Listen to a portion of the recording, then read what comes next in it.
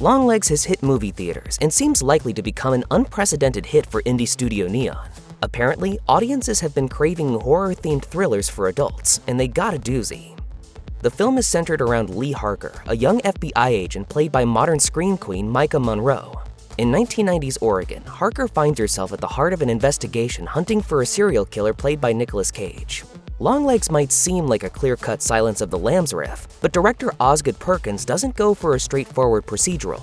When the time comes to reveal the killer's purpose, he uses the same themes of supernatural evil as in his previous pictures, such as The Blackcoat's Daughter and Gretel and Hansel, this time within the frame of the late 20th century satanic panic.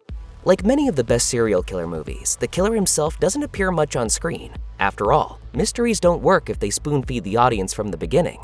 The film does work hard, however, to tee up how horrific he is supposed to look. The opening, set in the 1970s and shot in era-appropriate 4:3 analog, ends with a medium close-up of the killer, but with the top of his face cropped out of the frame. Once we do get a good look at him, it's clear that Longlegs appears to be an elderly drag queen crossed with Heath Ledger's Joker. Why so serious? Interestingly, Monroe and Cage only share one scene together in the movie, in which Harker goes to interrogate the imprisoned Longlegs. So, how did Perkins up the tension for this crucial moment? By not allowing Monroe to see any photos of Cage in makeup until they filmed the scene, meaning that she was as unprepared for his appearance as anyone in the movie's audience. This creative gambit turned out to be quite the PR coup for the movie, too. Neon's marketing campaign for Longlegs included a video titled Heartbeat, which showed the first time that Monroe and Cage interacted on set. To keep his appearance a surprise, the video places a black box over Longlegs' face. The soundtrack of the featurette is Monroe's actual heartbeat, captured by a microphone strapped to her chest, which picks up once she and Cage are in the same room.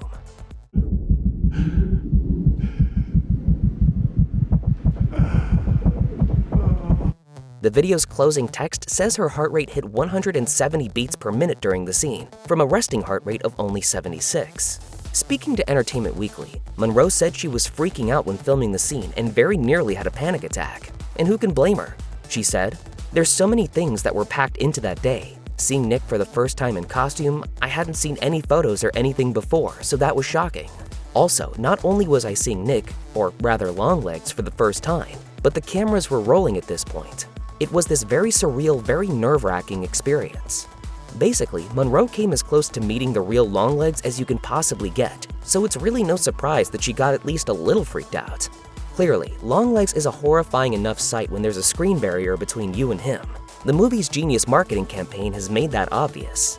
If you were in the same room as him, however, it's probably fair to say that your heart would probably be beating as fast as Monroe's. Want to see more? Wondering if you can handle Nick Cage's latest horror phenomenon? Well, you'll just have to head to a movie theater and see him for yourself.